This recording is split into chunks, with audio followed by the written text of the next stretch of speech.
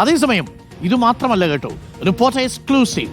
ശബരിമലയിലെ ശ്രീകോവിലിന്റെ വാതിൽ അറ്റകുറ്റപ്പണിക്കായി ചെന്നൈയിലേക്ക് കൊണ്ടുപോകാൻ തന്ത്രി പക്ഷേ അനുമതി നൽകിയില്ല എന്നാണ് അറിയുന്നത്. കഴിഞ്ഞ മാസം ദേവസ്വം ബോർഡ് അനുമതി ചോദിച്ചപ്പോഴാണ് തന്ത്രി എതിർത്തത്.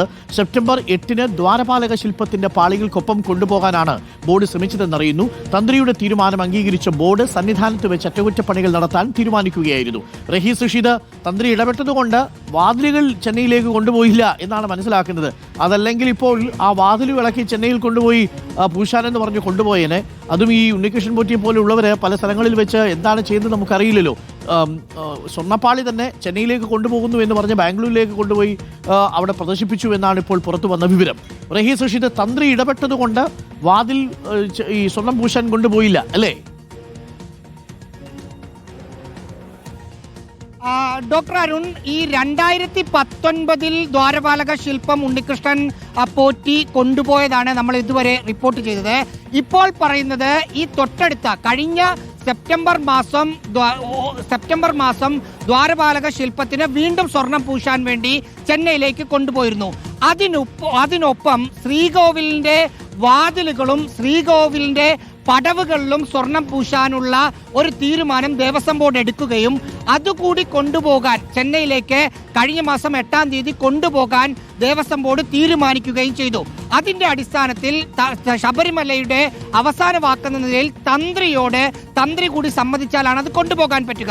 തന്ത്രിയോട് തിരുവിതാംകൂർ ദേവസ്വം ബോർഡ് ഈ ആവശ്യം മുന്നോട്ട് വെച്ചപ്പോൾ ദ്വാരപാലക ശില്പത്തിന്റെ പാളികൾ മാത്രം ചെന്നൈയിലേക്ക് കൊണ്ടുപോയാൽ മതി എന്ന നിലപാട് ഇപ്പോഴത്തെ ശബരിമല തന്ത്രി എടുത്തു. പകരം ശ്രീകോവിലിന്റെ വാതിലുകളും ശ്രീകോവിലിന്റെ പടവുകളിൽ സ്വർണം പൂശുന്നതും അയ്യപ്പ സന്നിധാനത്തിന്റെ പരിസരത്ത് പ്രത്യേകം സജ്ജമാക്കിയ സ്ഥലത്ത് മാത്രം നടത്തിയാൽ മതി എന്ന നിർണായകമായ നിലപാട് ശബരിമലയിലെ ഇപ്പോഴത്തെ തന്ത്രി എടുക്കുകയായിരുന്നു.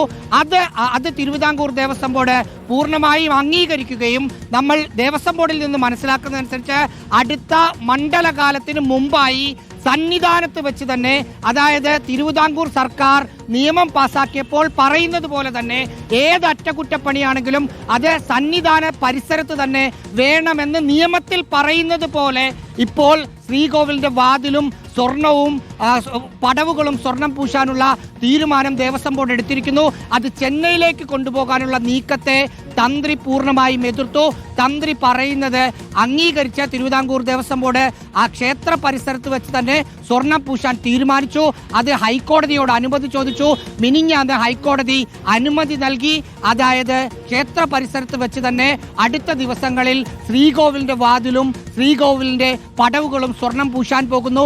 അതേ മാതൃകയിൽ മുമ്പ് 2019-ലും 2025 സെപ്റ്റംബർ 8-നും സ്വർണം പൂശാമായിരുന്നു എന്നതിന്റെ കൂടി തെളിവാണ് ഇനിയുള്ള അറ്റകുറ്റപ്പണി സന്നിധാന പരിസരത്ത് വെച്ച് നടത്താനുള്ള ദേവസ്വം ബോർഡിന്റെ തീരുമാനത്തിൽ നിന്ന് മനസ്സിലാക്കേണ്ടത്. അരുൺ, അപ്പോൾ വളരെ പ്രധാനപ്പെട്ട വിവരമാണ് പ്രിയപ്പെട്ട പ്രേക്ഷകർ ഇപ്പോൾ പുറത്തു വന്നുകൊണ്ടിരിക്കുന്നത്. ഈ ഉണ്ണികൃഷ്ണൻ പോറ്റി അത്ര നിസ്സാരക്കാരനല്ല എന്നുള്ളതാണ് ഇപ്പോൾ പുറത്തു വരുന്ന ഏറ്റവും പ്രധാനപ്പെട്ട കാര്യം.